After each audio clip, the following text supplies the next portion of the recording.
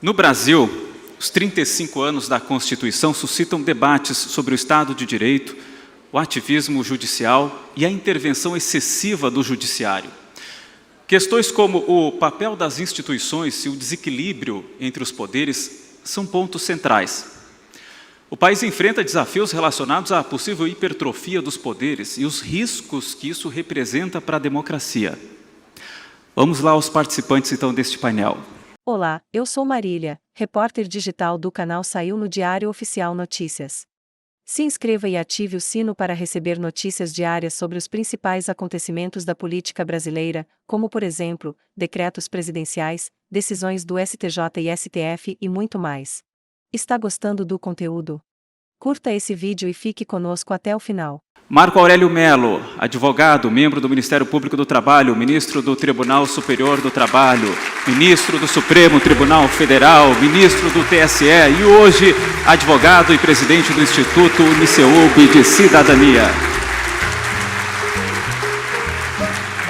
Michel Temer, advogado e professor universitário, foi o 37º presidente do Brasil, assumindo o cargo em 2016 após o impeachment de Dilma Rousseff e permanecendo até 2018.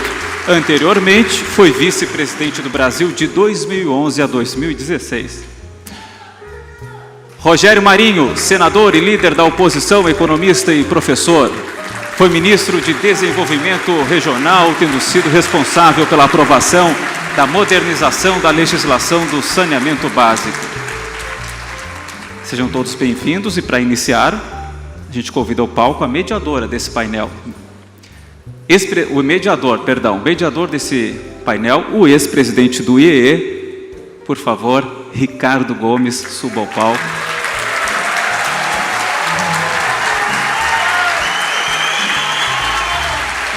Lembrando que, vão aparecer aqui nos nossos painéis os QR Codes. Mesmo lá do fundo, é só abrir a câmera do celular, já tem um monte de gente apontando, vai ser direcionado para um espaço para perguntas para serem colocadas aqui, respondidas ao final deste painel. Com vocês. Muito boa noite. Prazer, uma honra estar com os senhores aqui no palco, mais uma vez no palco do Fórum da Liberdade. Uma das mais importantes lições que a história da política nos ensinou é que só é possível haver liberdade quando o governo é limitado. A garantia dos direitos individuais exige a limitação do poder do Estado.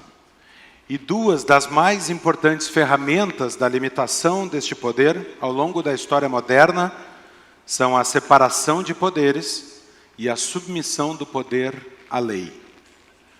Como disse James Madison, a acumulação de todos os poderes, executivo, legislativo e judiciário, nas mesmas mãos, sejam de um ou de muitos, sejam hereditárias, nomeadas ou eleitas, pode justamente ser considerada como a própria definição da tirania.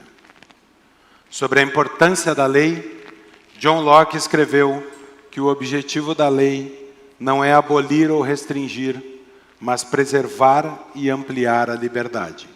E concluiu: onde não há lei, não há liberdade. O debate político hoje está centrado não em uma ou outra política que o executivo ou o legislativo adotaram, mas na discussão da separação dos poderes e da submissão dos três poderes à lei. É como se tivéssemos regredido 40 anos para voltar ao debate da elaboração constitucional brasileira, ou 250 anos, se falarmos do Ocidente. É preciso retomar o caminho das reformas, do crescimento e da liberdade. E para isso, é preciso enfrentar o tema do limite do poder do Estado. E este é o tema desse painel. Para tratar desse tema, três eminentes nomes dos três poderes da República. Senador Rogério Marinho, ministro Marco Aurélio Mello e presidente Michel Temer. Em nome do IE, muito obrigado pela presença de todos e eu vou iniciar passando a palavra ao senador Rogério Marinho para a sua manifestação inicial. Se quiser. Está gostando do conteúdo? Curta esse vídeo e fique conosco até o final.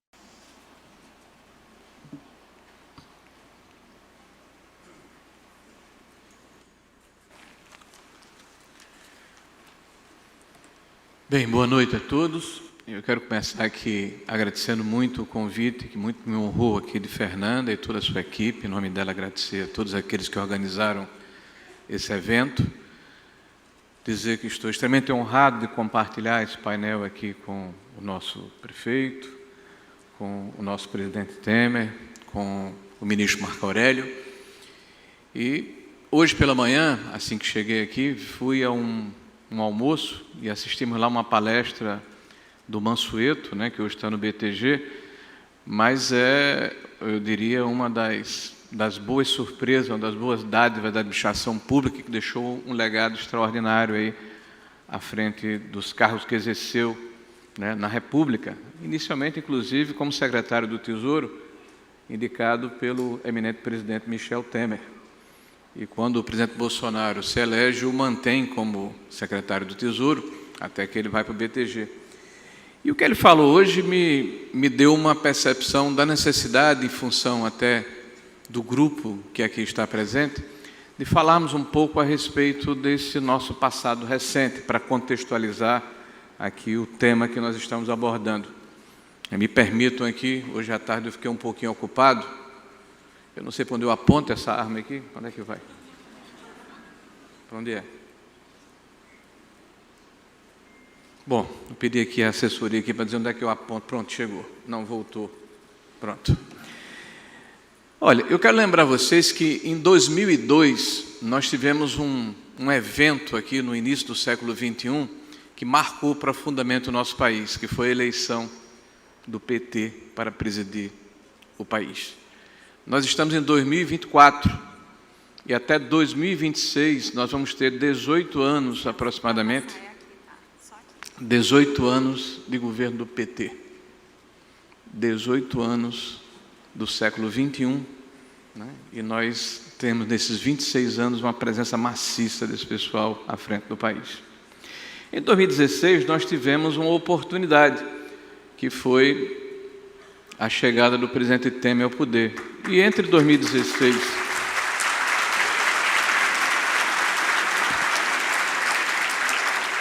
e 2022, olha o que aconteceu no Brasil em tão pouco tempo. O teto de gastos, disciplina fiscal, a lei do PPI, e apenas para exemplificar, na época de 2019 a 2022, quase R$1 trilhão contratados com iniciativa privada, com outorgas e concessões, o que permite hoje, né, uma vitalidade ainda pujante na economia brasileira. A modernização trabalhista, que eu tive a honra de ser o relator, né, nós reformamos uma lei de mais de 70 anos, né, mais de 130 artigos diferentes foram modernizados e muita coisa ainda é necessário se fazer.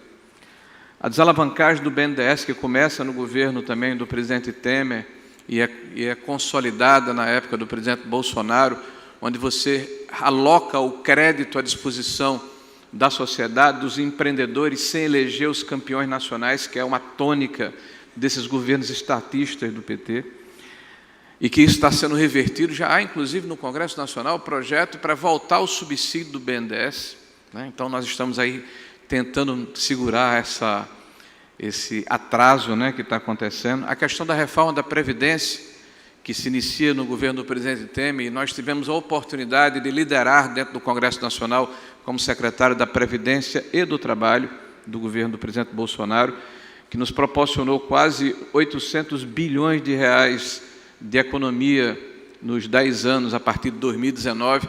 Boa parte dessa economia, a partir de 2025, já vai para o ralo, em função das políticas implementadas pelo PT. Nós vamos ter aí, provavelmente, de 60 ou 70 bilhões de reais de déficit operacional, além, né, do crescimento orgânico da dívida, em função das mudanças feitas na questão do salário mínimo.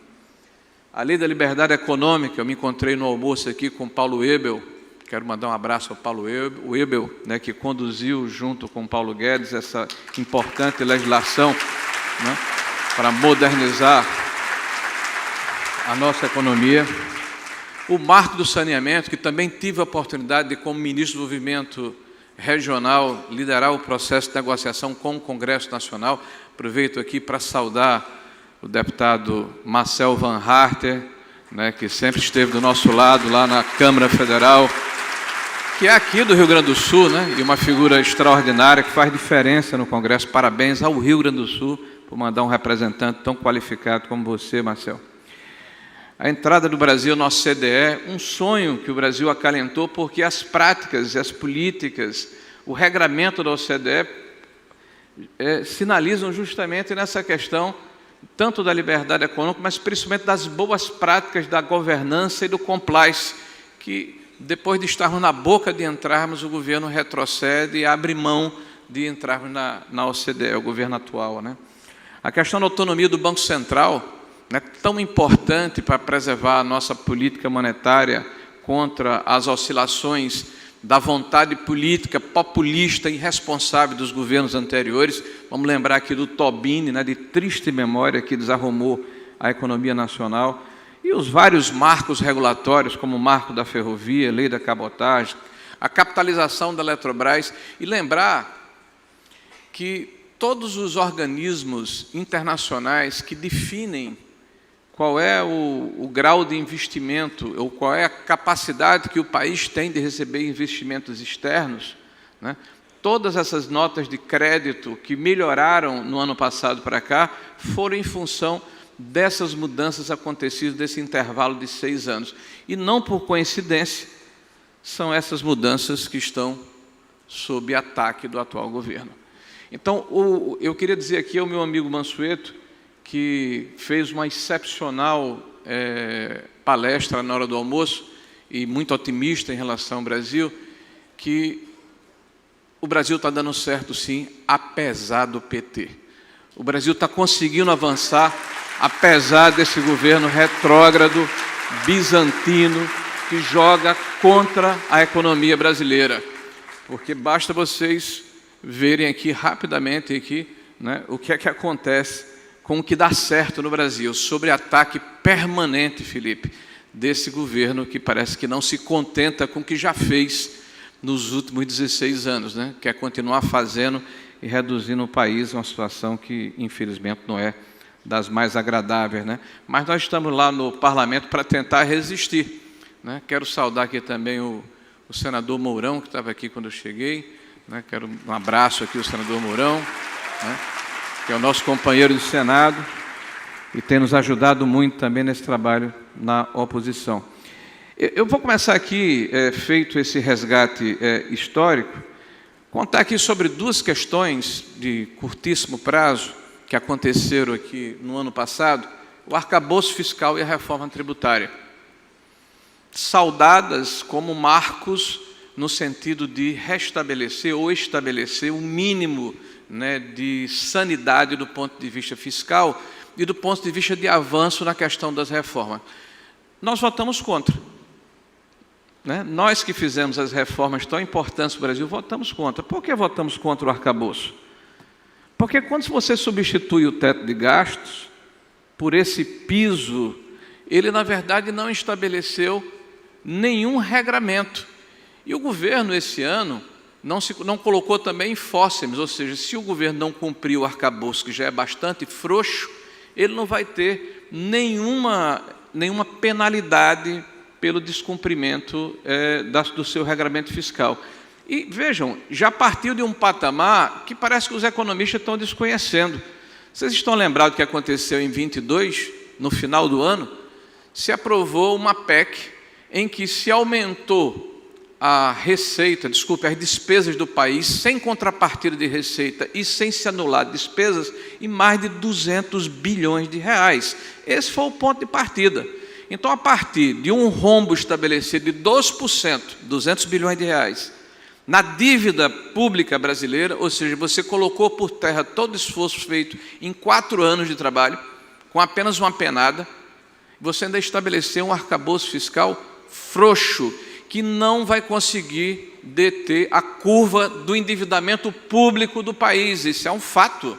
Tanto é que nós esperamos que ao final deste governo, nos 4 anos, nós saiamos aí de 73% ou 74% de relação dívida-PIB para mais de 80%, 82%, 83%, e com a curva ascendente. Isso gera, certamente, no futuro, para quem quer empreender, para quem quer investir no Brasil, uma dificuldade de conseguir recursos a médio e longo prazo, que são os recursos que interessam ao Brasil.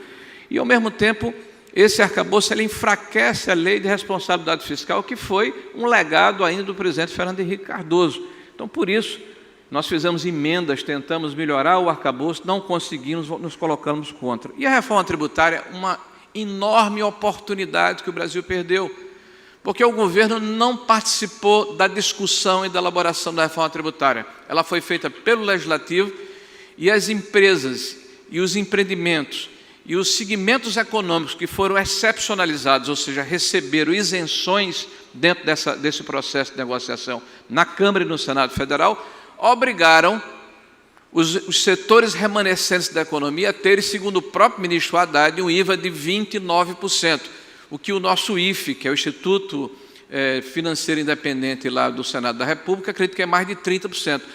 Nós vamos ter o maior imposto do mundo. Como é que você pode votar uma reforma tributária para gerar ou para legar aos brasileiros o maior imposto do mundo? Isso vai significar elisão fiscal, contrabando, descaminho e erosão da base de arrecadação. Não há como ficar de pé essa reforma tributária. Vamos ver o que é que vai acontecer agora na regularização através das leis complementares que virão ao Congresso Nacional. E, além disso, se vendeu aos governadores para que eles aderissem à reforma tributária um pacote de mais de 800 bilhões de reais de fundos regionais.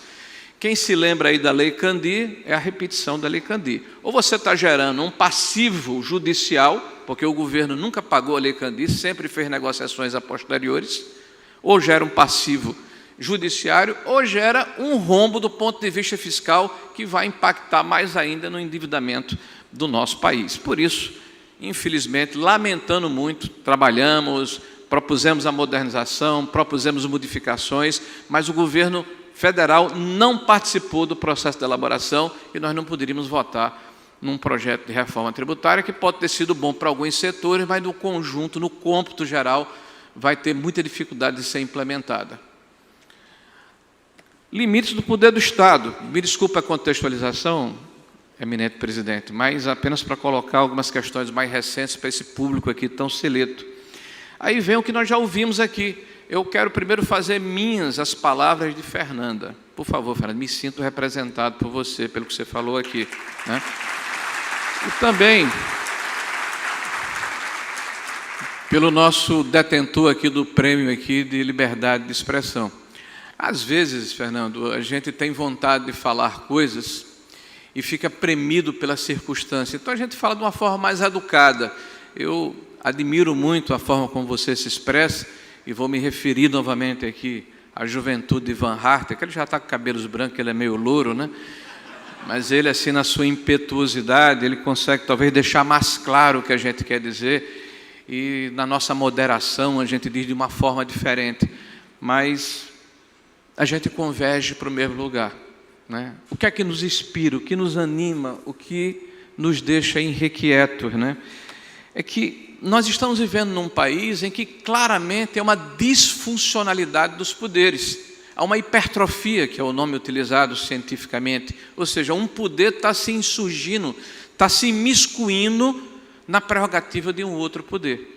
Eu vou lembrar aqui a questão das ADPF, vou dar um exemplo apenas, o ministro Marco Aurélio pode discorrer com mais propriedade do que eu. Em um determinado momento da pandemia recente, uma ADPF, uma ação direta, né, como é o nome, Marco Aurélio? Descumprimento, pois é, olha o nome bonito aí. Então, essa ADPF foi gerada por um grupo lá no Rio de Janeiro, em relação à questão da necessidade de se impedir que as polícias ingressassem nas comunidades mais humildes do Rio de Janeiro. E o ministro Fachin, que foi o relator, né, a quem eu tenho todo o respeito, recebe essa DPF e, ao invés de dizer se ela é constitucional, inconstitucional, diferir ou indeferir, ele começa a praticar e exercer políticas públicas que são prerrogativas do Executivo. Como a polícia vai se comportar para prevenir racismo estrutural, para diminuir a letalidade da polícia, para avisar os órgãos que atuam na comunidade. O que é que aconteceu hoje no Rio de Janeiro? Os bandidos do Brasil inteiro estão indo para o Rio de Janeiro, porque virou um santuário para ladrões, para bandidos, para marginais, pela intervenção bem intencionada de um ministro do Supremo Tribunal Federal, que deveria se limitar a cumprir a Constituição e passou a fazer política pública, que é prerrogativa do Executivo. Quem mora no Rio de Janeiro pode dizer com maior propriedade. Existem comunidades que tinham barreiras móveis, onde os donos do tráfico impediam o trânsito de pessoas. Essas comunidades passaram a ter barreiras fixas, porque não há mais o assédio dos policiais que têm receio de subir, porque já estão sendo recepcionados, porque tem que avisar todas as autoridades constituídas, e quem sabe primeiro que ele vai subir é o bandido, o marginal, o facínora, o meliante, né, que se encontra nos seus locais onde exerce suas atividades, em função de uma boa intenção, né, que termina gerando distorções. E essas ADPFs, elas passaram a ser um padrão, né? Eu estou dando apenas aqui um exemplo. Além do que, nós estamos com problemas ligados à questão da definição de qual é o papel de cada poder. Quando se define a constitucionalidade de uma determinada regra, no meu entender, é constitucional ou inconstitucional. Mas o que é que acontece? Leis, praticamente leis com parágrafos, com adendos, com detalhamento de como aquela regra passa a ser aplicada. Então, essa normatização, que deveria ser uma condição do legislativo, passa a ser exercida pelo judiciário e passou a ser banalizado. Nós estamos com um problema muito grave. Qual é o limite de cada poder? E como o Executivo tem tido problemas de implementar a sua agenda, por exemplo, o Executivo quis modificar a questão do marco do saneamento. O Executivo quer reverter o processo de capitalização da Eletrobras. O Executivo pretende mudar a forma como se tratam, por exemplo, a questão dos precatórios. Não consegue no Parlamento, tangencia pelo Judiciário. Isso desequilibra a relação entre os poderes. Ora, se o Legislativo é, em última instância, a vontade manifesta da população, que vota a cada 4 anos para fazer um recall dos políticos que o representam ou não, é lícito imaginar que este poder deveria representar majoritariamente a sociedade brasileira. Então, essa disfuncionalidade termina gerando um desconforto na sociedade, aliado ao que nós chamamos de segurança jurídica. Nós estamos agora vivendo um momento em que está se discutindo a questão da mudança de foro. Tem vários exemplos, vou exemplificar apenas esse.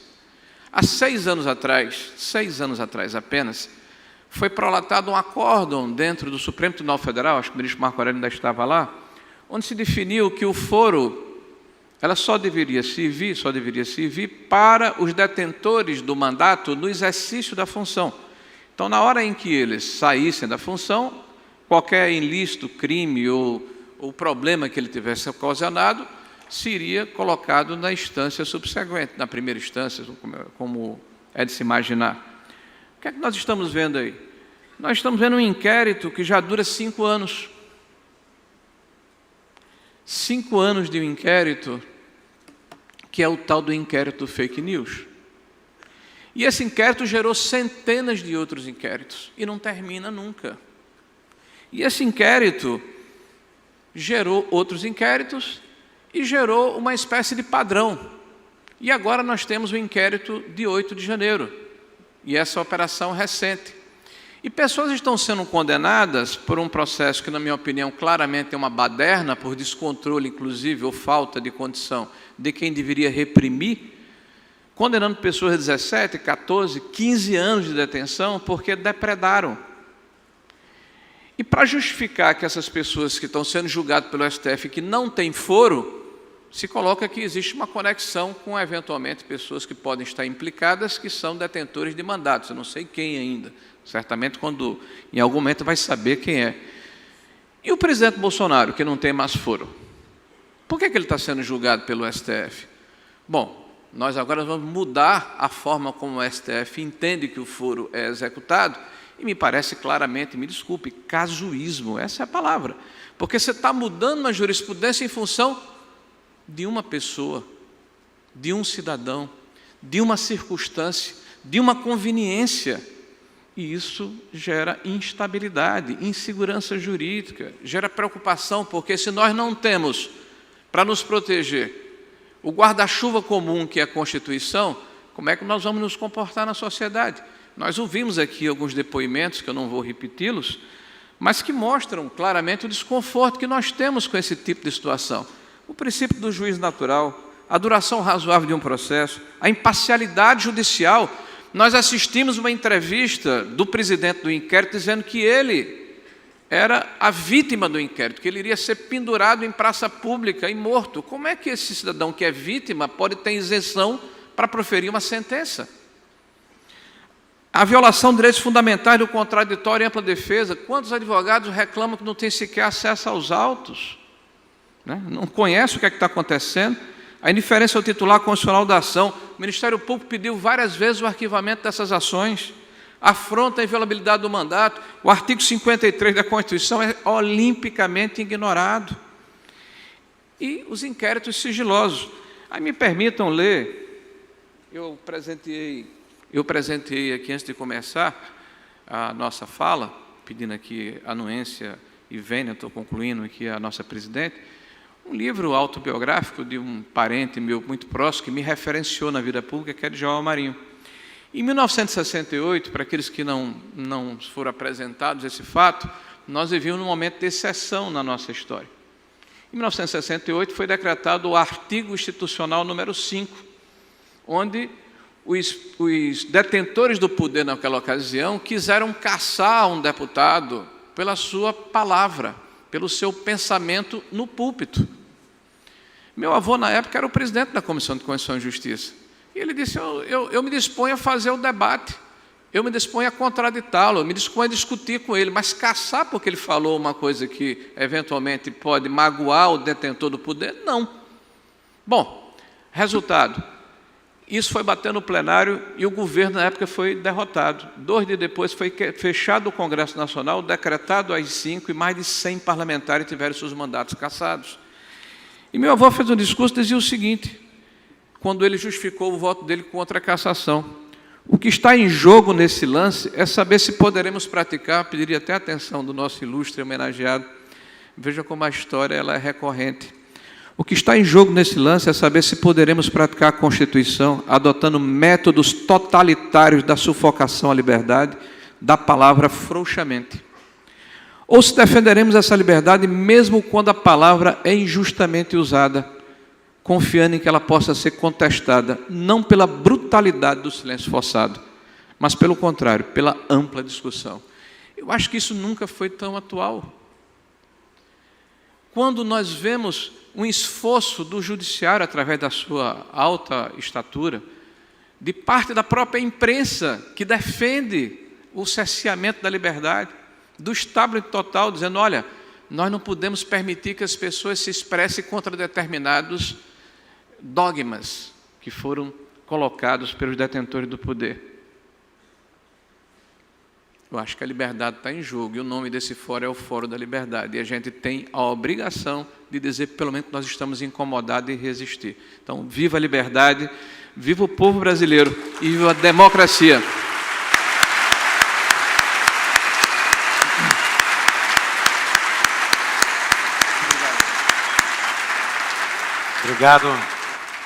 Obrigado, senador Marinho. Eu convido agora para fazer as suas considerações o ministro Marco Aurélio Mello, por gentileza, ao seu critério, se da cadeira ou da tribuna.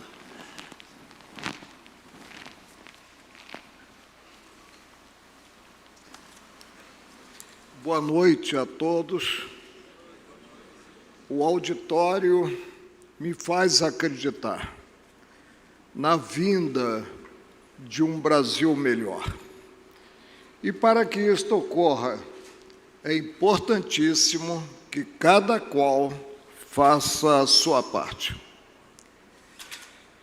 Meus cumprimentos aos organizadores deste fórum, 37º Fórum, o Dr. Eduardo Dinon, que manteve contato permanente comigo pelo WhatsApp, e a presidente, que ouvimos e ouvi maravilhado, do Instituto de Estudos Empresariais. Foi douta no que veiculou. É uma satisfação enorme compor este painel com o ex-presidente Michel Temer e com o nosso senador da República, o senador Rogério Marinho. Não poderíamos ter um tópico no 37º Fórum de Liberdade melhor do que esse relativo às instituições pátrias. Por quê? Porque os tempos são estranhos. São tempos em que o dito passa pelo não dito, o certo por errado e vice-versa. São tempos em que se verifica a perda de parâmetros, a perda de princípios, em que graça um subjetivismo em detrimento do direito, como ressaltou Fernando Schuller, em detrimento do direito objetivo. As paixões são exacerbadas. Pequena reflexão. É preciso conciliar-se lei, direito e justiça. O direito é uma ciência. Ele tem institutos próprios, expressões, vocábulos, e na pureza da linguagem está a segurança jurídica. Nós não damos um passo na vida gregária, na vida em sociedade, sem estarmos submetidos. Isso é muito bom que ocorra, não ao subjetivismo deste ou daquele detentor do poder, mas sem estarmos submetidos a uma norma. E a observância do arcabouço normativo é indispensável a que se marche, como eu disse, com segurança. O que houve em 1988? Nós passamos de um regime de exceção para um regime essencialmente democrático.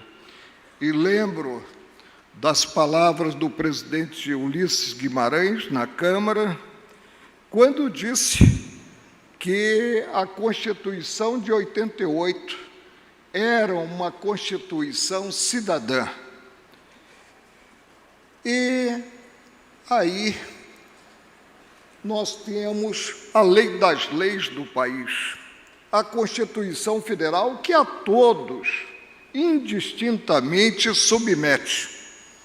Submete o Legislativo, submete o Executivo, submete o Judiciário, e digo que submete até mesmo aquele que a própria Carta aponta como guardião maior dela, que é o meu ex-tribunal, o Supremo Tribunal Federal.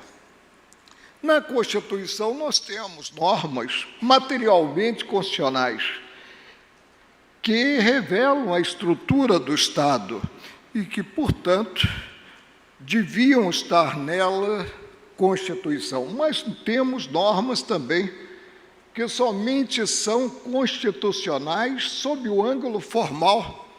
Dou exemplo, em 1988, considerado o Estado democrático de direito, considerado dar-se uma garantia maior aos prestadores de serviços, transportou-se da consolidação das leis do trabalho para o documento básico, a disciplina da prescrição trabalhista. O que se imagina quando se pensa em lei das leis? Se imagina algo como ocorreu relativamente à Constituição do Império de 1824. Se imagina um documento estável, um documento longevo, um documento que pode passar, sim, por aperfeiçoamento, muito embora a Constituição de 1824 somente tenha sofrido uma emenda sob o ângulo de norma constitucional material. Se formos à Constituição, nós vamos ver que muitos são os requisitos para aprovar-se uma emenda constitucional, a começar pela iniciativa, exigindo-se um terço dos membros da Câmara ou do Senado, exigindo-se a provocação do presidente da República ou a provocação de mais da metade das assembleias dos estados, deliberando cada qual por maioria simples. E há óbices. Não se pode ter emenda constitucional se reinante intervenção, se reinante estado de defesa, se reinante estado de sítio. E a emenda deve ser discutida e votada em cada casa do Congresso, na Câmara e no Senado, portanto, em 2 turnos, exigindo-se uma maioria qualificada para aprovação de 3/5. É promulgada pela Câmara e pelo Senado. E tem-se vedações.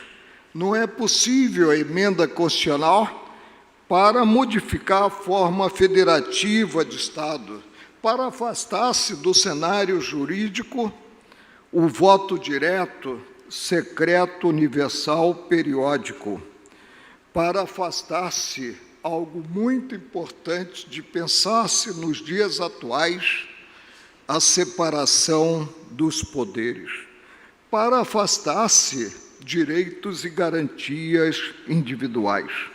E rejeitada a emenda, só pode haver a reapresentação de proposta, a provocação em outra sessão legislativa. Trata-se de um documento estável? A resposta é desenganadamente negativa. Vigorando por cerca de 35 anos, já foi a Carta Cidadã emendada mais de uma centena de vezes. Eu costumo, até para descontrair aqueles que me ouvem, contar algo que compõe o folclórico. Certa vez, um cidadão entrou em uma livraria e buscou comprar um exemplar do livrinho, como apontava o presidente Eurico Gaspar Dutra, ou seja, um exemplar da Constituição Federal. E o rapaz que o atendeu simplesmente disse que aquela livraria não trabalhava com periódicos. É possível darmos esperança vã à sociedade? É possível pensarmos que, mediante novas leis, novas emendas constitucionais, nós teremos dias melhores, dias que possam merecer o nosso contentamento? Não. O que nós precisamos é de homens, principalmente homens públicos, detentores do poder, que observem o arcabouço normativo, é importante que aquele que ocupa cargo público atue com diligência maior do que teria sido a defender os próprios interesses. Atue com pureza d'alma, com desassombro, com coragem, tendo em vista que a coragem é a síntese de todas as virtudes. Não adianta a pessoa ser habilidosa, ter conhecimentos múltiplos, se é pusilânime, se simplesmente não atua com coragem. A Constituição revela que a República é formada pelos estados, municípios e Distrito Federal, e que há um tripé que se quer revelado por poderes harmônicos e independentes: o poder legislativo, o poder executivo e o poder judiciário. Qual é o pressuposto, a premissa inafastável para ter-se consagrado o que previsto na lei maior?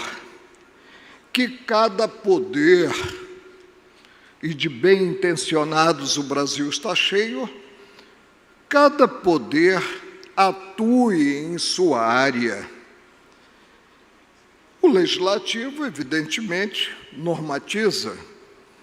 O executivo executa, com exceção das medidas provisórias que podem ser editadas em penada única, a pressuporem sempre urgência e relevância, e mesmo assim com submissão imediata, sob pena de trancamento da pauta, eu diria, para qualquer outra matéria, não apenas para apreciação de outras medidas provisórias da pauta do próprio Congresso.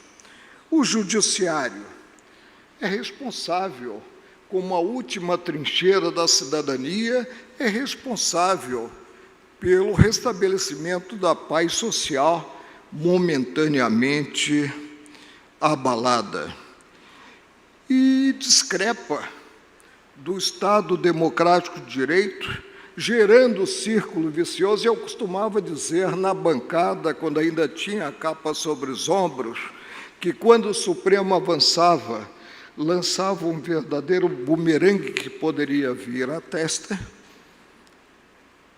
Deve atuar, afastando esse círculo vicioso, esse antagonismo entre poderes inconcebível a todos os títulos. Citou o Fernando Schuller, gaúcho que honra o Rio Grande do Sul, que há um sistema que Montesquieu apontou como de freios e contrapesos. O Legislativo, por exemplo, julga nos crimes de responsabilidade o presidente da República e ministro de Estado nos crimes conexos com o praticado pelo presidente da República. Julga ministros do Supremo, julga o Procurador-Geral da República, julga o Advogado-Geral da União e julga também os integrantes dos dois conselhos, Conselho Nacional de Justiça e Conselho Nacional do Ministério Público. O Executivo, nesse sistema de freios e contrapesos, tem o poder de veto, que pode ser atendido os requisitos constitucionais, principalmente quanto ao quórum, pode ser derrubado pela Casa Legislativa. O Judiciário, última trincheira da cidadania, como eu disse, declara a nulidade de atos inconstitucionais e declara ilegais atos oficiais do Executivo e do Legislativo. Nós temos no país, para se ter uma ideia, 5.568 câmaras de vereador.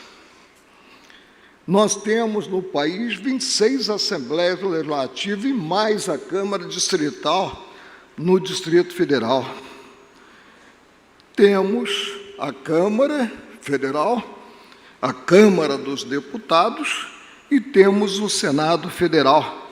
E ainda atua, em certos casos, como ditado pela Constituição Federal, em sistema bicameral. O que é importante observar-se quando se edita uma lei? Não apenas a ótica política da oportunidade, mas é preciso observar-se a Constituição Federal. O Executivo, a mesma coisa, presente a premissa de que, enquanto cidadão comum, só não pode fazer o que está proibido em lei, a administração pública só pode fazer o que está autorizado normativamente. O judiciário, ele está com uma sobrecarga inimaginável. E aí se fala em plenário virtual, em turma virtual, e se fala muito, ao invés de ter-se decisões de colegiado, em decisões monocráticas. Por quê?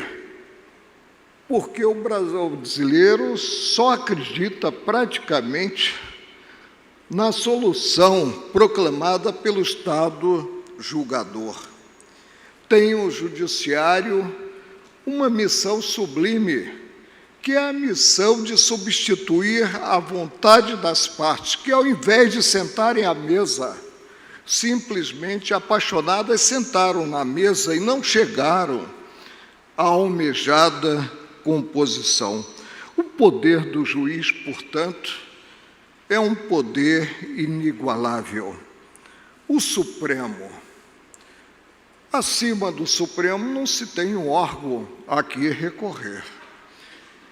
Mas isso pode gerar uma forçação de mão?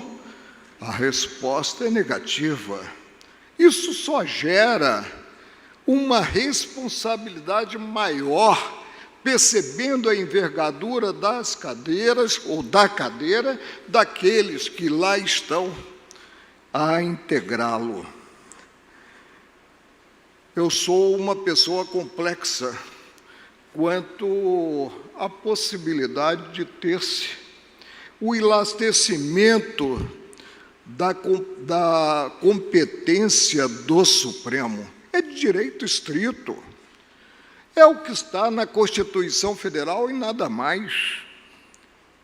Não vejo como cidadãos comuns que, de certa forma, estiveram envolvidos nas arruaças de 8 de janeiro, sejam com prejuízo do princípio do juiz natural, julgados pelo Supremo. Deviam estar na primeira instância.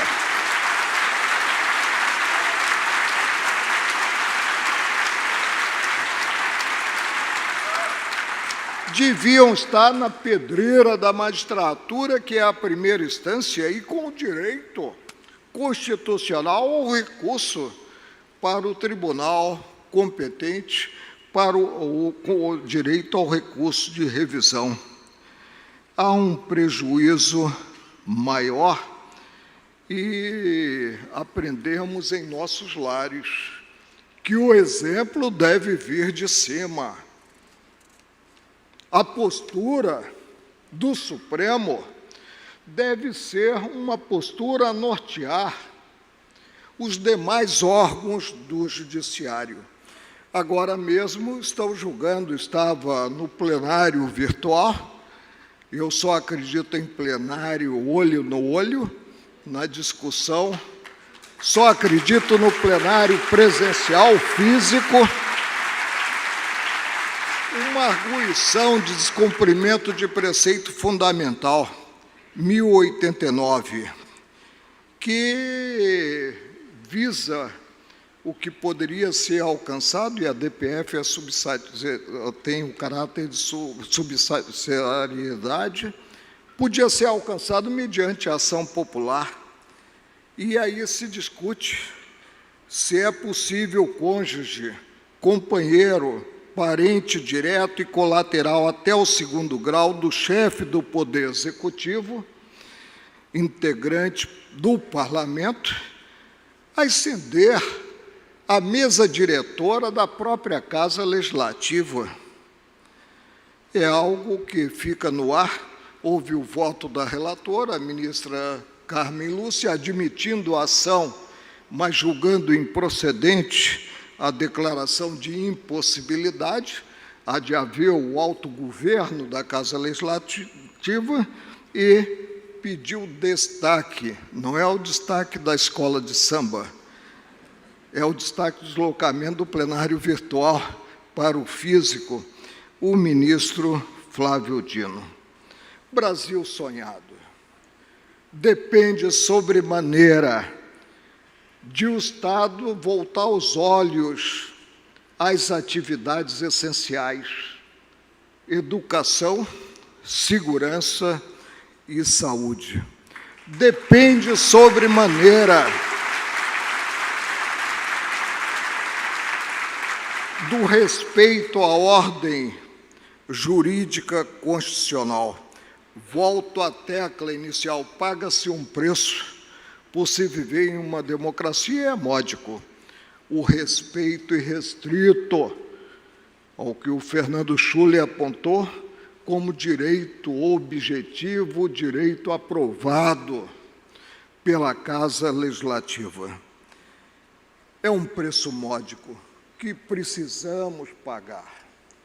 E assim avançaremos, e fazendo cada qual a sua parte, e eu tenho esperança em um Brasil melhor, nós chegaremos ao resultado positivo. Muito obrigado a todos pela atenção que tiveram em me ouvir.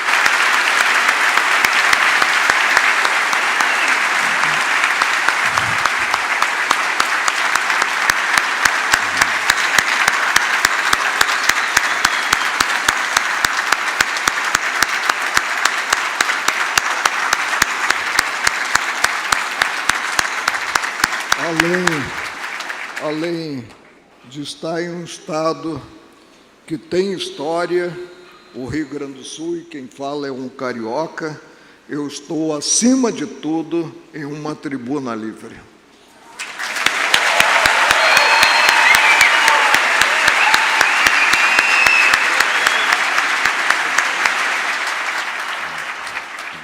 Obrigado.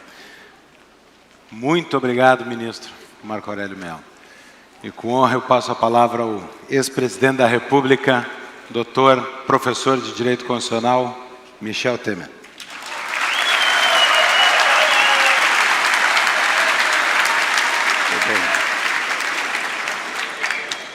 Olha, meus amigos, minhas amigas, nessas palavras inaugurais, eu quero dizer que este encontro já estaria suficientemente realizado pelas palavras do professor argentino, que ganhou o Prêmio Libertas, do professor Fernando Schuller,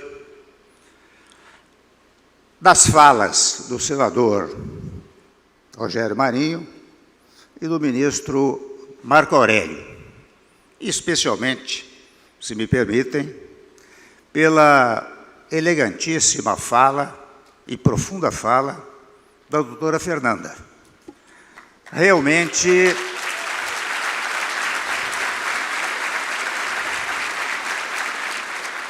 eu acho que os assuntos principais que deveriam ser versados nesse encontro já foram aqui expostos e muito bem expostos. Mas, ao longo das falas que eu ouvia, ocorreu-me dizer que tudo isto parte de aspectos conceituais que são até triviais, frugais, quase banais em matéria jurídica e que estão sendo desprezados nos últimos tempos. Não de agora, apenas, mas de um largo período para cá. E para sustentar, prefeito Melo, doutor Jorge, para sustentar o que eu quero dizer, eu quero dizer que é interessante de vez em quando, ministro Marco Aurélio, as pessoas me perguntam, Temer, você diz que a única autoridade real, verdadeira, primeira, que existe no Estado brasileiro é o povo. Mas onde é que está a vontade do povo?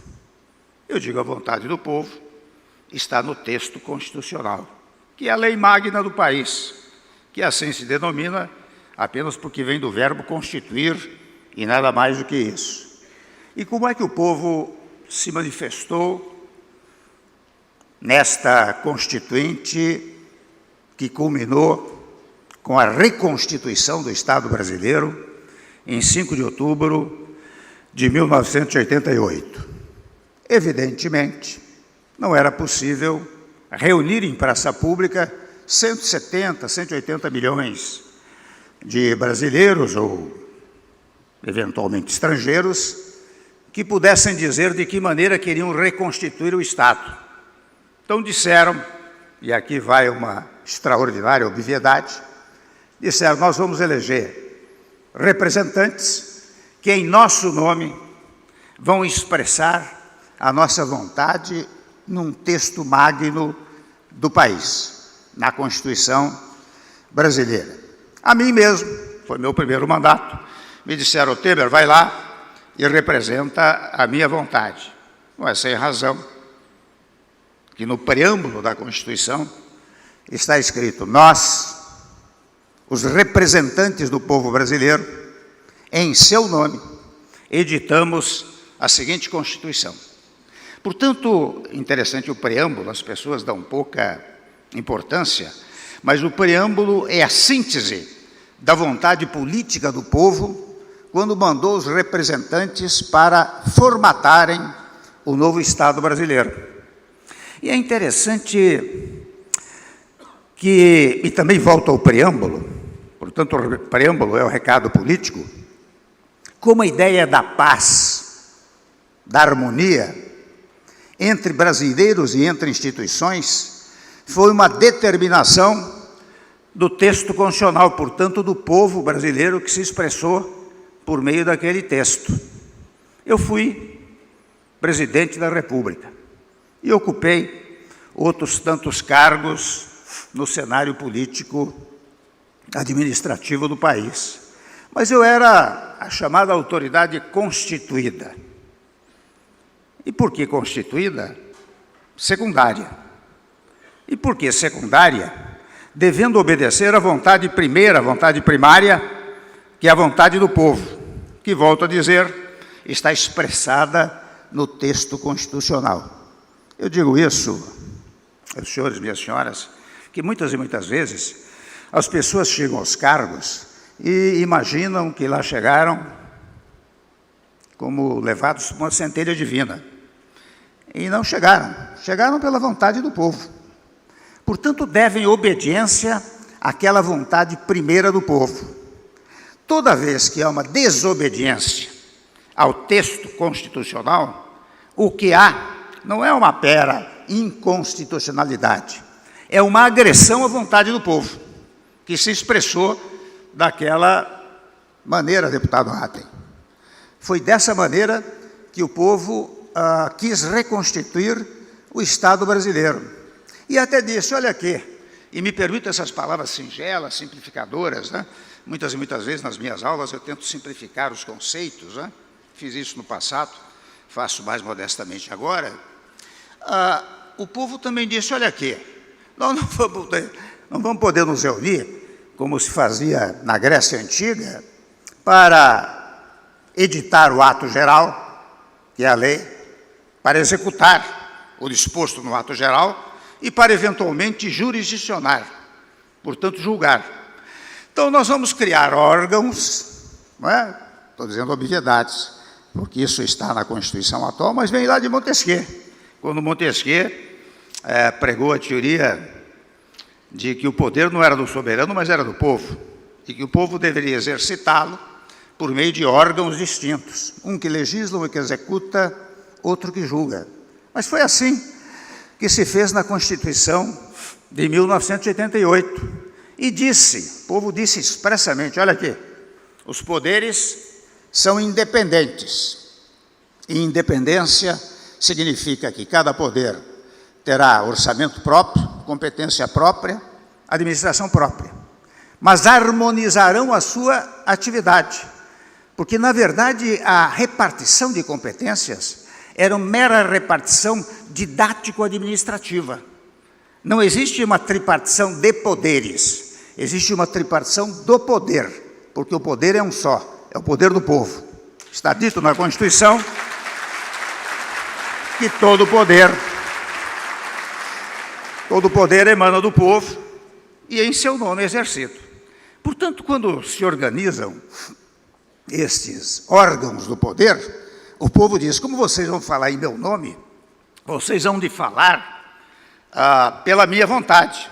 Portanto, hão de harmonizar a sua atividade. Daí porque eu não tenho a menor dúvida em dizer que toda vez que há uma desarmonia entre os poderes, o que há uma inconstitucionalidade, porque há uma violação à vontade do povo.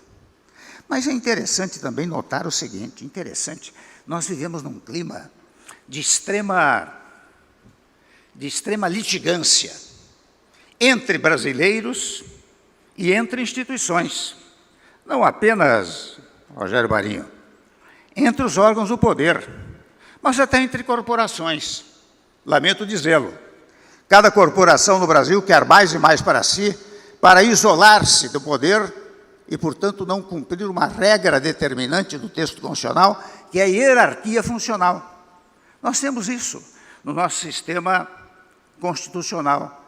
E interessante, quando eu vejo isso, eu volto ao preâmbulo, porque o preâmbulo disse aos constituintes, aos representantes, disse, olha aqui, vocês vão criar um Estado pautado pela ideia da paz interna e internacional. Isso está no preâmbulo, é o recado político. E quando vão ao texto constitucional, lá encontram expressões como, por exemplo, todos são iguais perante a lei, não podendo haver distinção de sexo, raça, credo religioso, credo político, etc. Né? Qual é a ordem que o povo deu aos poderes constituídos? Unam-se todos. Significa que não haverá divergência política, programática, ideológica, sistêmica? Não, porque isto deriva do artigo 1º da Constituição, que diz, o Brasil é um Estado democrático de direito.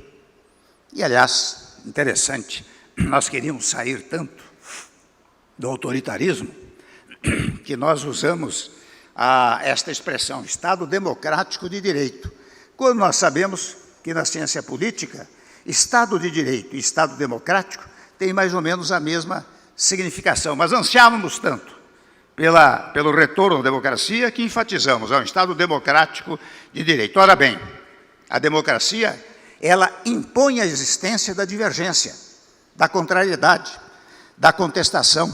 Por isso que na democracia a oposição é fundamental. E a oposição existe na democracia para ajudar a governar, para auxiliar a governabilidade.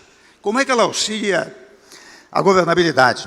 Criticando, observando, contestando, para que os homens da situação estejam, em qualquer nível de governo, estejam, na verdade, atentos ao que diz uma parcela do povo, que é representado pela oposição.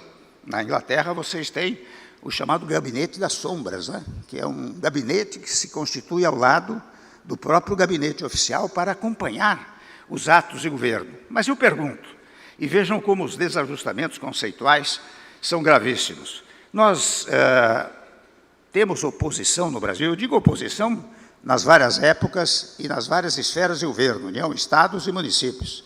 Será que a oposição no Brasil utiliza este conceito jurídico institucional? Não. A oposição aqui é o seguinte, se eu perdi a eleição, o meu dever é destruir aqueles que ganharam a eleição. Portanto, ao invés de ajudar a governabilidade apenas observando, criticando, contestando, eu quero destruir aqueles que assim se manifestaram. Isso é tão grave, meus amigos, minhas amigas, que se reproduz também nos governos. É uma coisa curiosíssima do Brasil. Cada governo que assume, se ele assume no lugar de outro que era oposição, que passa a ser oposição, ele quer destruir o que o governo anterior fez. A expressão herança maldita entrou no vocabulário político do país. Qualquer coisa é herança maldita dos outros governos, não é? Isto é incompatível com a Constituição brasileira, não é isso que a Constituição estabelece. E interessante, se eu quiser, aqui não vou cansá-los com isso, mas se eu quiser pegar desde o governo Sarney até os governos atuais, eu poderia dizer, olha, houve equívocos aqui e acolá, mas houve ajustamentos que nos momentos históricos devidos foram estabelecidos. Cada governo, no momento histórico, fez uma coisa positiva para o país. E por que é que eu digo isso? Porque, volto a dizer, a Constituição determina a solução pacífica das controvérsias, determina a harmonia entre os poderes, e até no plano internacional. Vocês sabem que no plano internacional, quem vai lá ao artigo 4º da Constituição, verifica que está dito, o Brasil é a República Federativa, fundada nos seguintes princípios, entre eles, a solução pacífica dos conflitos internacionais. Mais adiante, agora que se fala tanto em artefatos nucleares, está dito, olha aqui, os artefatos nucleares só podem ser utilizados para fins pacíficos. Eu até conto muito rapidamente um episódio. Era eu vice-presidente da República e fui à Haia para representar o Brasil num encontro de vários países que pretendiam assinar um novo tratado pela desnuclearização. E quando me coube a palavra, aqueles 4, 5 minutos, eu disse, olha, nós vamos assinar esse tratado, mas não precisamos, porque no Brasil nós temos uma regra estruturante, uma regra constitucional, que diz que artefato nuclear só pode ser utilizado para fins pacíficos. E, de fato, no Brasil, vocês sabem, só para energia, saúde, etc., ou seja, nada de beligerância, nada de belicosidade com os estados estrangeiros. E até, eu recordo com satisfação este fato, logo em seguida, suspendeu-se a sessão para um almoço, e era presidente dos Estados Unidos o presidente Obama. O presidente chegou-se a mim e disse, interessante essa coisa que tem a Constituição brasileira. Se todas as constituições dos estados que estão aqui tivessem essa regra, nós não precisaríamos nos reunir para assinar um tratado pela desnuclearização. E eu estou dizendo isso para dizer da importância da nossa Constituição. Então, vejam bem, o fenômeno da paz, estabelecido no preâmbulo vem de preambulare, portanto, antes de caminhar, portanto, antes de entrar no texto constitucional, não é?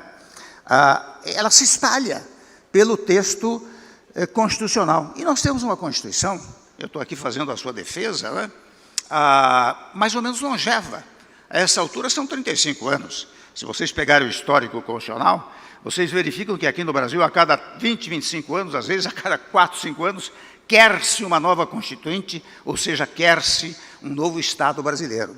E esta já tem 35, vai indo para 36 anos. E eu penso que ela teve, digamos assim, apesar da sua pormenorização, do seu detalhamento, ela, de qualquer maneira, ela conseguiu amalgamar os princípios liberais com os princípios sociais.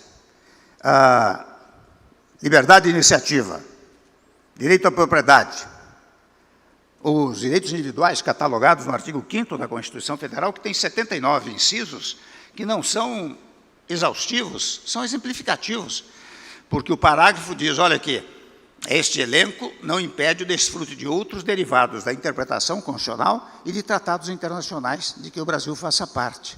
São direitos liberais, direitos fundamentais para a sustentação do Estado brasileiro. Mas, ao mesmo tempo, lembrava o ministro Marco Aurélio, nós levamos para o texto constitucional, por exemplo, os direitos do trabalhador, não é? Está lá no artigo 7º da Constituição Federal, que é encimado pelo artigo 6º, cujo título é dos direitos sociais.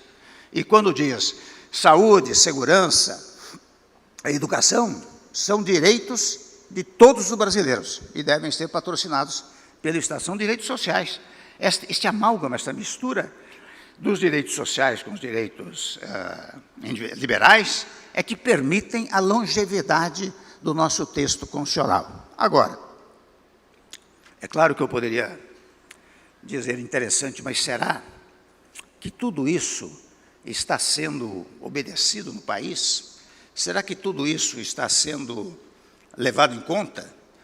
Veja, nós estamos aqui com o Rogério Marinho, que foi o relator de um projeto importantíssimo, que foi a reforma trabalhista. E vocês sabem que mexer em direito de trabalho é mexer em vespeiro. Quando nós resolvemos fazer a modernização trabalhista, nós chamamos o ministro, o Ronaldo Nogueira, aqui do Rio Grande do Sul. Eu disse, você percorra o Brasil inteiro, visite centrais sindicais, federações de indústria, de comércio, etc., e vamos formatar um projeto que tenha mais ou menos a aquiescência de todos os setores.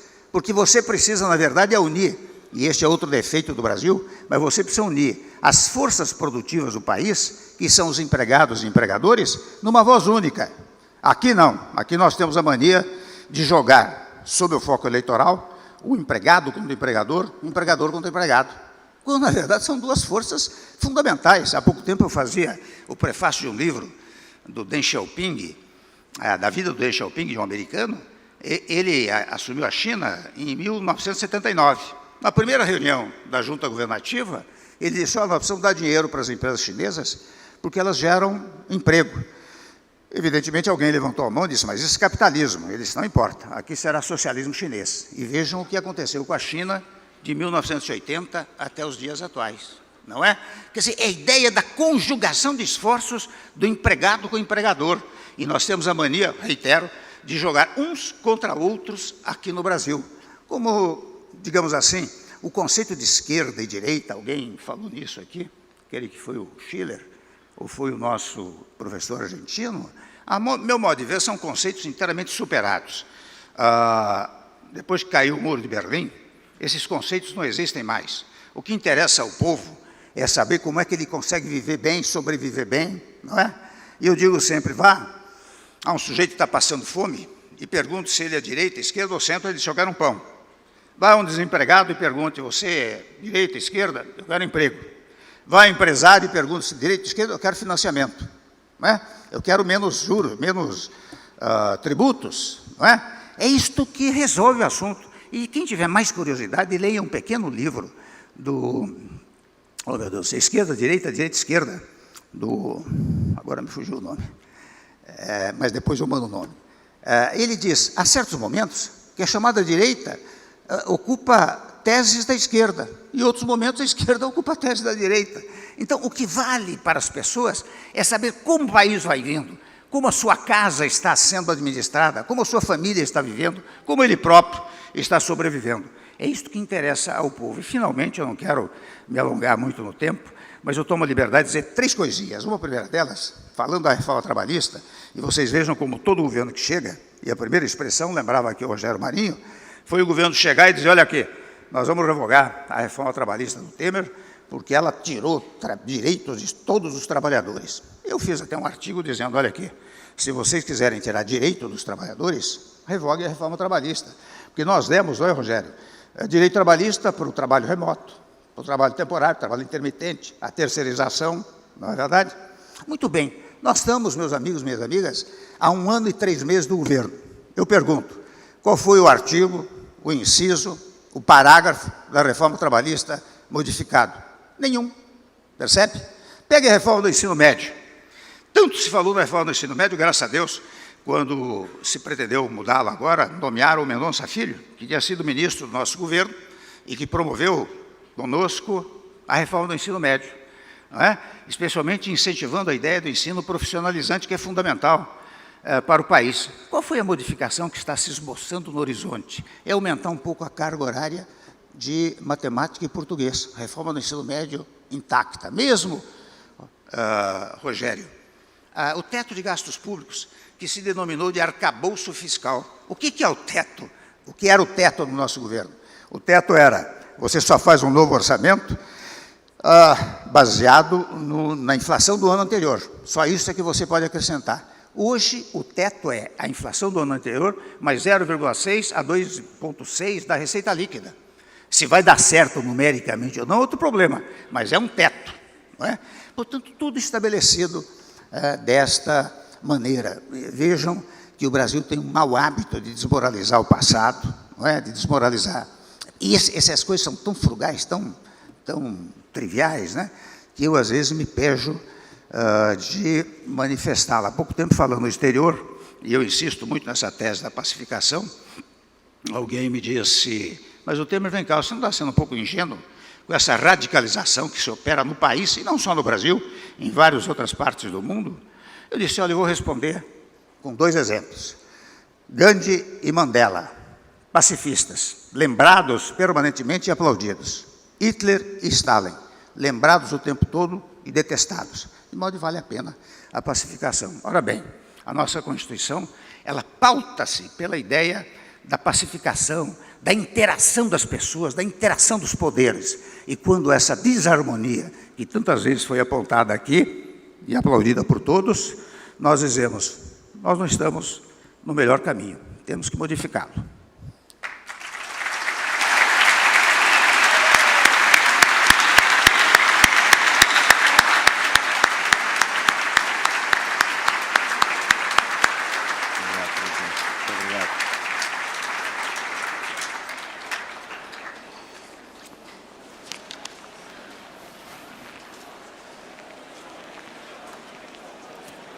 Muito obrigado, presidente Michel Temer.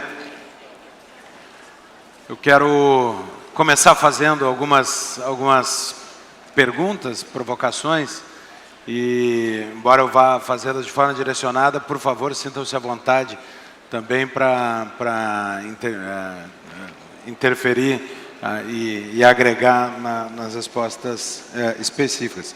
Mas a primeira, senador Marinho, no sistema, o senhor apontou diversas... o microfone. Está aqui. O senhor apontou na sua fala diversas circunstâncias que podem ser interpretadas como abusos da Suprema Corte, com desrespeito a normas para julgamentos e para sua atuação. Eu, pelo menos assim, as interpreto. E a Constituição brasileira reservou ao Senado da República um papel muito importante no exercício dos freios e contrapesos, no sistema de freios e contrapesos da Constituição. Cabe ao Senado um papel muito importante na contenção, por assim dizer, dos abusos da Suprema Corte.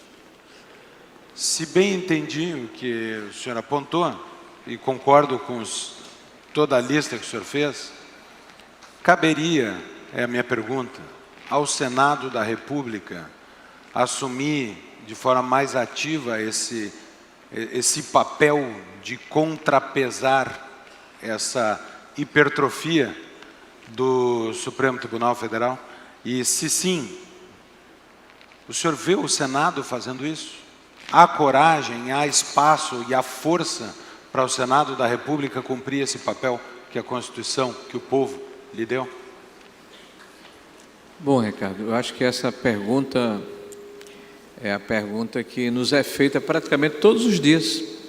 Quando a gente vai pelo Brasil, pelas nossas redes sociais, as pessoas nos questionam de que forma o Senado pode exercer a sua função constitucional de permitir que as instituições funcionem de acordo com a Constituição.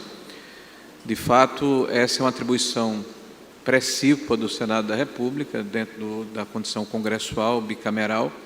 Cabe, e aqui foi discorrido pelo nosso eminente ministro, Marco Aurélio, essa função de julgar os ministros do Supremo Tribunal Federal, o presidente da República, os membros do CNJ, do CNPM, enfim, os ministros de Estado, o advogado-geral da União. É uma atribuição nossa do Senado. Agora, é bom lembrar que o Senado é um colegiado, e um colegiado presidencialista. Pelo regimento do Senado, quem pauta um eventual processo de impedimento ou alguma eventual penalidade é o presidente do Congresso Nacional, né? Nós somos lá 81 senadores, e parece que entre 25 a 28 senadores têm uma nitidez maior no campo das oposições. Mas pegando aqui o gancho do presidente Temer, nós não somos oposição ao país, né? Nós estamos lá defendendo um legado, e por isso mesmo várias das iniciativas do governo atual de tentar desconstruir o que foi feito nos últimos 6 anos têm tido rechaço do parlamento. Dependendo da pauta, nós temos um número maior de senadores, mas para uma ação como essa, eu não vejo hoje número suficiente para permitir o estabelecimento de um processo de impedimento. Então, eu vejo, as pessoas me perguntam, você votaria? Eu digo, primeiro tem que ser instalado. Se eu faço uma crítica hoje a alguns membros do Supremo Tribunal Federal que fazem pré-julgamento, né, eu não poderia me comportar parecido sobre pena de incoerência, né? Caso fosse instalado um processo, eu me debruçaria sobre as provas apresentadas, né, observaria o contraditório e tomaria a minha posição à luz da Constituição e do legado que eu represento. Obrigado, senador. Ministro Marco Aurélio, o senhor foi, talvez não vítima, mas objeto, quiçá,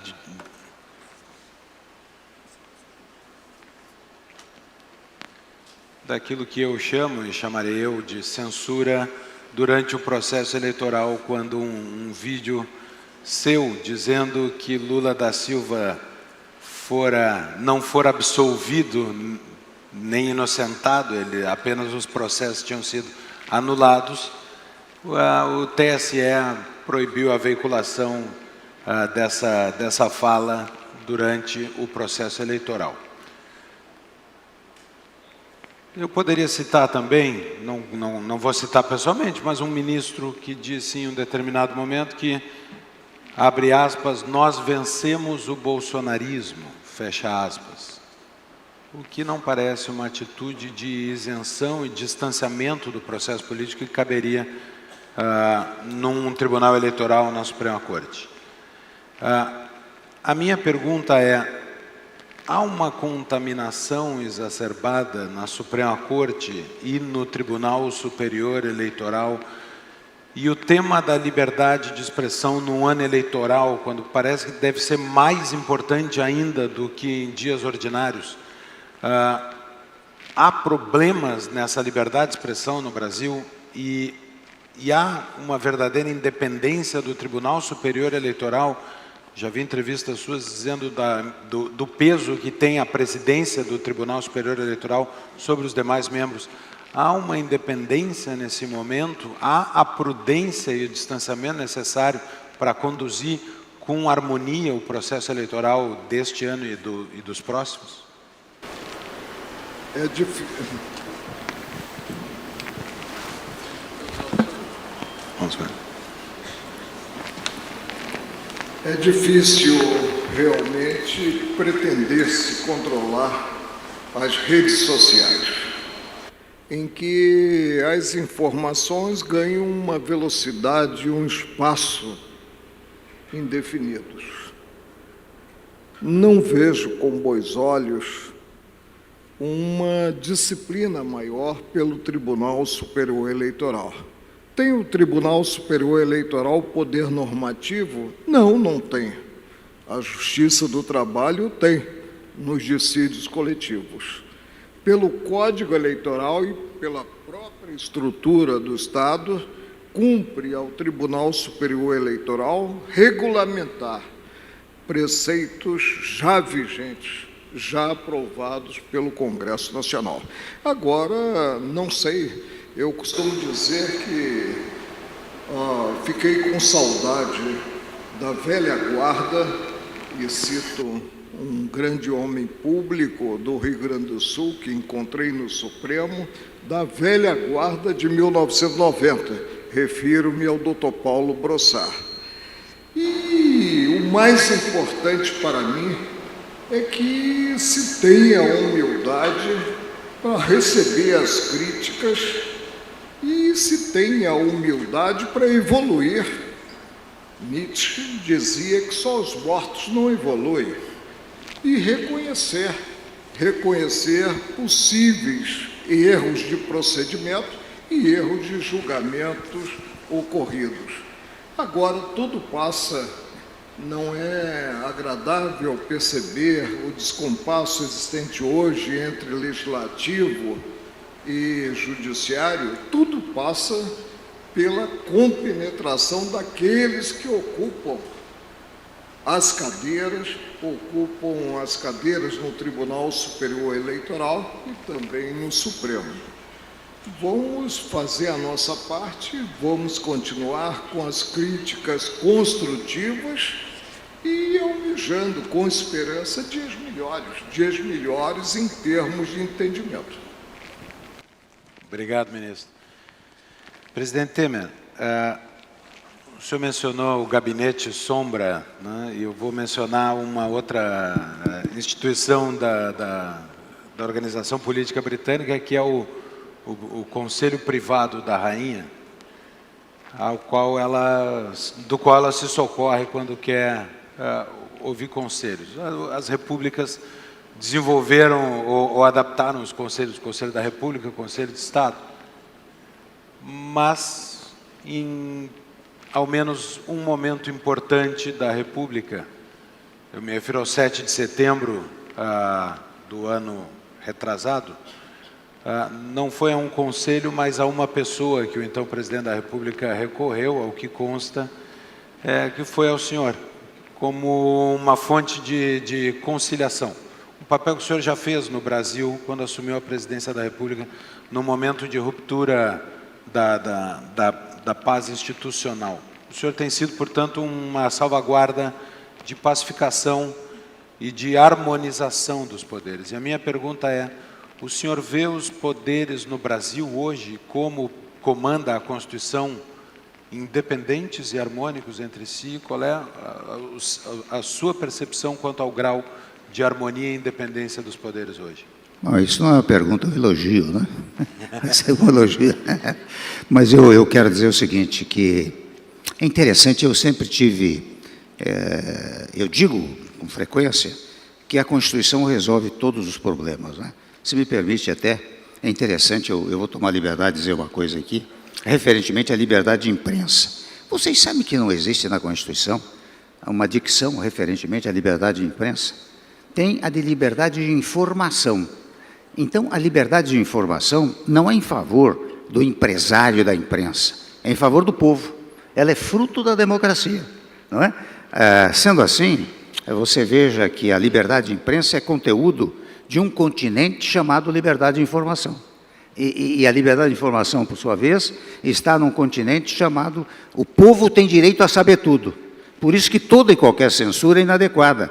E a Constituição tem meios e modos para isso. Por exemplo, se eu me sinto ofendido, eu homem público, não é? Eu tenho no plano penal, injúria, difamação, calúnia. Eu tenho no plano indenizatório a ação por dano moral, dano à imagem. Quer dizer, a Constituição acaba resolvendo tudo. Ora bem, no caso dos poderes do Estado, é evidente que há um ou outro conflito. Naquela ocasião em que o presidente gentilmente, o presidente Bolsonaro, me telefonou dizendo o que é que eu tinha achado, eu tomei a liberdade de dizer que não foi muito próprio, que nós deveríamos tentar ajudar a recompor aquilo, e de fato, e veja que é interessante, aí entra uma outra coisa da democracia, que é o diálogo. O diálogo é fundamental. Quando as pessoas não dialogam, não resolvem. E vejam que naquele episódio, tudo isso começou no dia 7, o telefonema foi no dia 8, no dia 9, às 15 horas da tarde, estava inteiramente resolvido.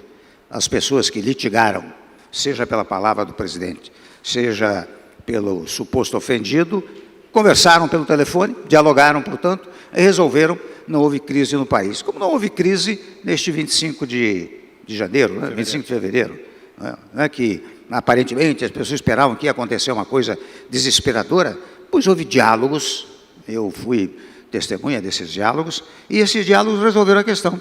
Deu-se o grande evento, convenhamos, foi um evento formidável, não é? Porque aqui no Brasil é muito fácil você levar gente para falar contra, mas para falar a favor é dificílimo. E no episódio foi para falar a favor, para apoiar uma pessoa, né? No caso o ex-presidente Bolsonaro, levou milhares, muitos milhares de pessoas lá, não houve um incidente, não é? Agora, o que é preciso é acabar, por isso que eu falei em paz, porque tudo isso que aconteceu agora, no dia 8 de janeiro, eu me recordo, no meu período, o Rogério se lembra disso, em face da reforma trabalhista, a reforma da Previdência, as centrais sindicais aqui de São Paulo mandaram o ministro Marco Aurélio cerca de 1.600 ônibus para lá. E, na verdade, naquela confusão toda, legítima e ilegítima, não importa, quebraram tudo. Incendiaram 6, 7 ministérios, viraram carros, etc, etc. Tanto que, lá pelas 3 horas da tarde, eu fui obrigado, e aqui conto um dado específico, a secretária da Segurança lá do Distrito Federal era, enfim, simpatizante do partido oposicionista, né, a mim, e, portanto, segurou a Polícia Militar. Quando foi pelas 3 horas da tarde, eu chamei o general Tigóin e falei, vamos chamar uma GLO, uma Garantia da Lei de Ordem, chamar as Forças Armadas. As Forças Armadas chegaram lá às 3 horas, 3h30, 5h30, acabou tudo, o pessoal entrou no ônibus, foi embora, no dia seguinte não se falava mais do assunto, não é? Então, há sempre a solução por via do diálogo. O que os poderes precisam fazer, exata e precisamente, é dialogar permanentemente. Eu fiz um governo, graças a Deus, reformista, reduzimos inflação, reduzimos juros, e eu falei, mexer em direito de trabalho é mexer em vespeiro. Vocês souberam de alguma greve de trabalhadores depois da reforma? Nenhuma, por causa do diálogo, não é? Então, o que os poderes precisam é dialogar. Dialogando, resolve isso tudo. Obrigado, presidente. Eu, lamentavelmente...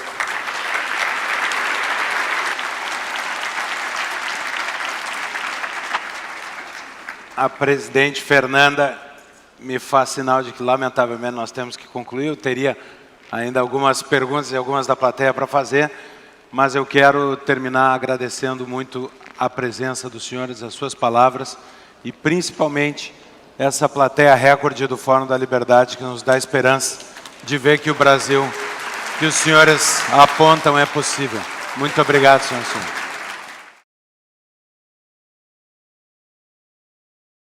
Que bom que você ficou aqui até o final.